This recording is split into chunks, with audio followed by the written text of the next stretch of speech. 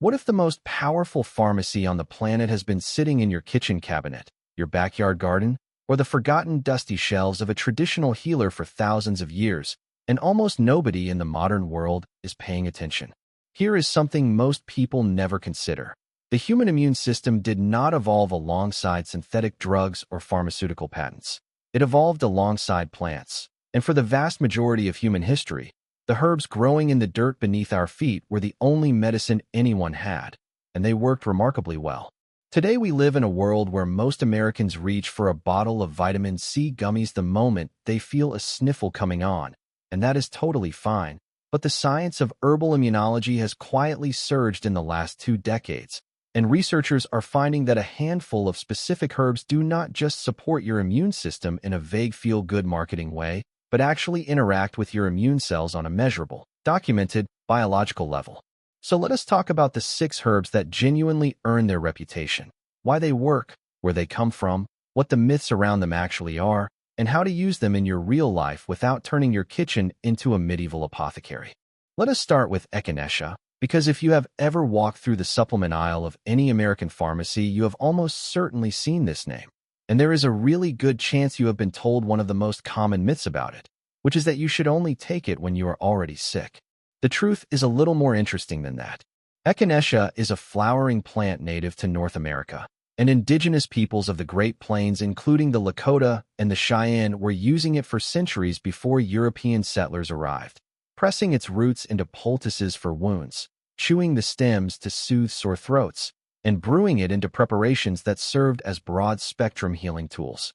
When German researchers got their hands on it in the early 20th century, they were so impressed they essentially built an entire herbal medicine industry around it in Europe, which is actually why Germany's Commission E, one of the most rigorous herbal medicine regulatory bodies in the world, approved echinacea as an immune support herb long before American mainstream medicine warmed up to the idea. What the research now shows is that echinacea works best as a preventive and early-stage tool. It stimulates macrophages, which are the immune system's frontline patrol cells, and it increases the production of interferon, a protein your body makes to signal other cells to raise their antiviral defenses. The myth that you should only use it once you are sick misses the deeper point. Your immune system is not a fire truck that only shows up when there is already a fire. It is more like a security system that works best when it has been regularly maintained.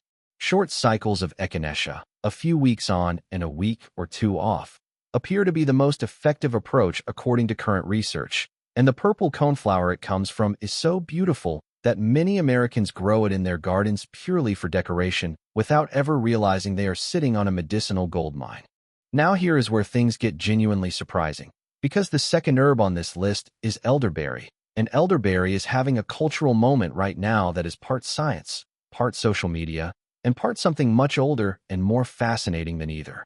The elderberry plant, Sambucus nigra, appears in European folklore going back to ancient times. The Romans used it, medieval herbalists considered the elder tree almost sacred, and in some Norse traditions the elder was believed to be inhabited by a protective spirit called the Halda mower, who would curse anyone who cut the tree without asking permission first.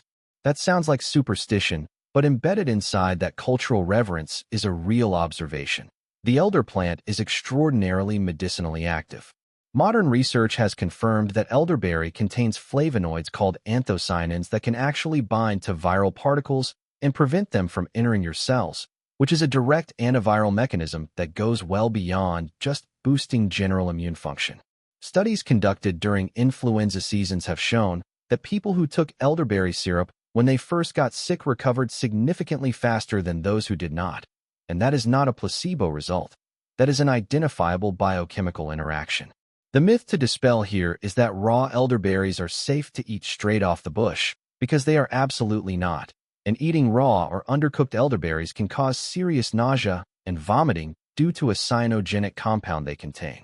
The properly prepared syrup, tea, or extract form is safe, effective, and genuinely one of the most evidence-backed herbal options in the immune support toolkit.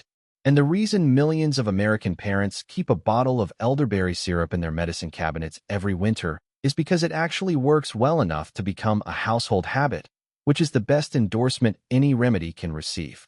The third herb is one that might genuinely shock you if you have never heard of it before, and even if you have, the science behind it is likely far stranger and more impressive than you imagined. Astragalus root, called huang qi in traditional Chinese medicine, has been used in China for over 2,000 years, not as a treatment for illness, but as a tonic for building foundational strength and resilience, which is a subtly but importantly different philosophy from the Western approach of treating symptoms after they appear. Chinese medicine practitioners have long understood something that Western immunology has only recently begun to formally articulate. The quality of your immune response is not fixed.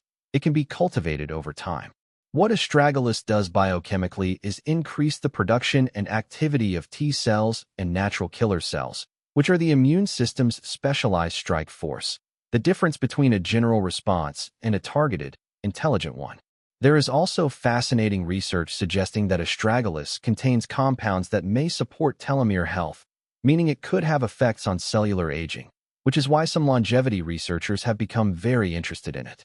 In China, astragalus root is routinely added to soups and broths the way an American might toss in a bay leaf.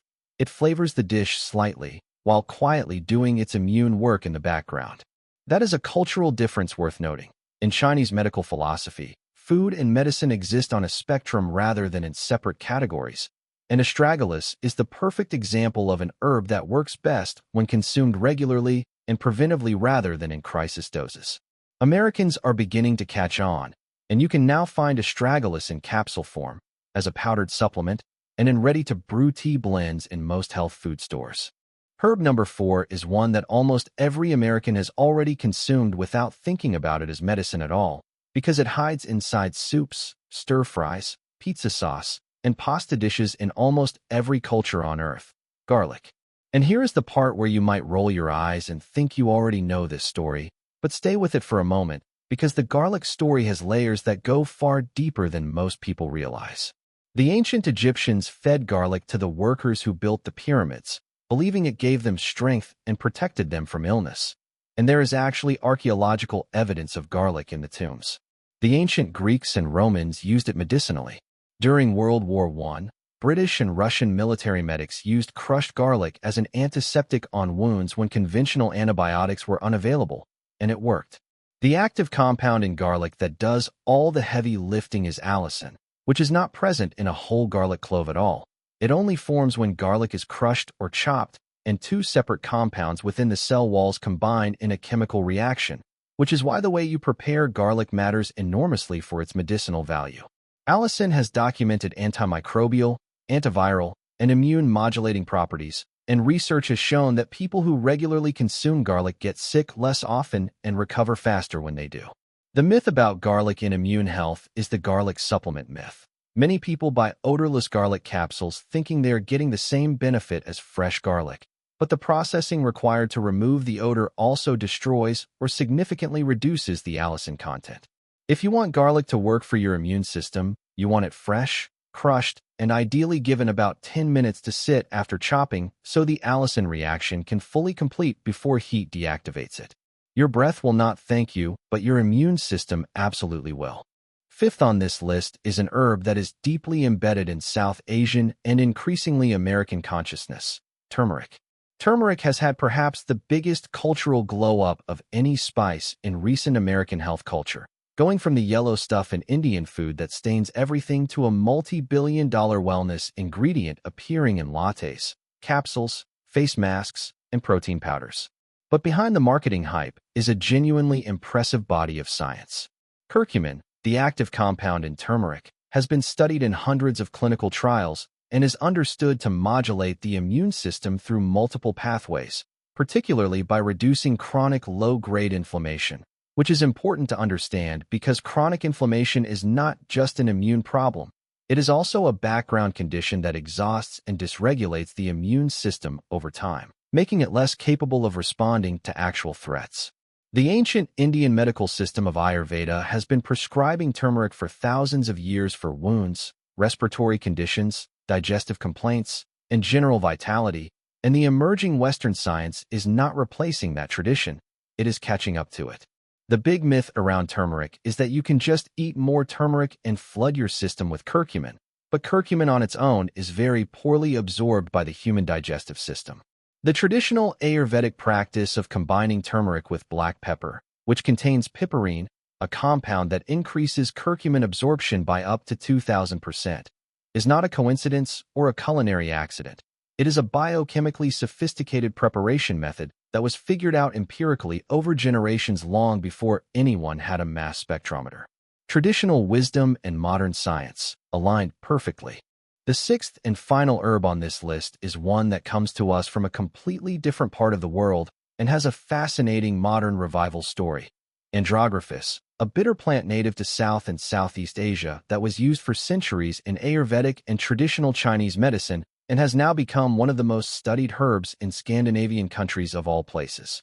In Sweden and several other northern European nations, Andrographis has been extensively researched and used in mainstream healthcare settings as a treatment for upper respiratory infections, and multiple well-designed clinical trials have shown it significantly reduces the severity and duration of colds and flu symptoms when taken early. The main compound, andrographolide, has been shown to stimulate multiple branches of the immune response simultaneously, affecting both innate immunity, the fast, general response, and adaptive immunity, which is the slower, more targeted system that creates memory cells. It is intensely bitter, and in Asian traditional medicine systems, bitterness is considered a medicinal quality in itself, a signal to the body to wake up and pay attention. In a world where Americans tend to want their supplements to taste like candy or fruit, Andrographis is a bit of an acquired experience. But if you are serious about immune support and you want to add something genuinely powerful and underused to your herbal toolkit, this is probably the most underrated plant on this entire list. You can find it in capsule form in most serious supplement retailers, and the research behind it is solid enough that some integrative medicine practitioners recommend it as seriously as they would any pharmaceutical intervention for mild respiratory illness. Now here is the thing that pulls all 6 of these herbs together into a single idea worth really sitting with. None of them work like a light switch, where you flip them on and your immune system transforms overnight. They work more like a long-term investment strategy. Consistent, regular, thoughtful use over time builds a baseline of immune resilience that changes how your body responds to stress, infection, and seasonal challenges. The modern American mindset, shaped by fast-acting pharmaceuticals that solve problems in hours, often leads people to dismiss herbal medicine because it does not produce that same immediate dramatic result. But your immune system is not designed to be a problem you solve in one day. It is a living, trainable, adaptive system that responds to everything you consistently give it over time. Ancient healers from the Lakota Plains to the Chinese imperial courts to the Ayurvedic ashrams of India understood this intuitively, and they built entire medical philosophies around the idea of nourishing the body before illness arrived rather than scrambling after it did. We are only now, with modern molecular biology tools, beginning to confirm what those traditions figured out through careful observation over thousands of years. If this changed how you think about the herbs in your kitchen or the plants you walk past in the garden, drop a comment below and let me know which one surprised you the most. I genuinely read everything you write, and your thoughts shape what we explore next. If you found this useful, hit that like button because it helps more curious people find this channel. And if you want to keep going deeper into the science of how your body actually works, subscribe so you never miss what comes next.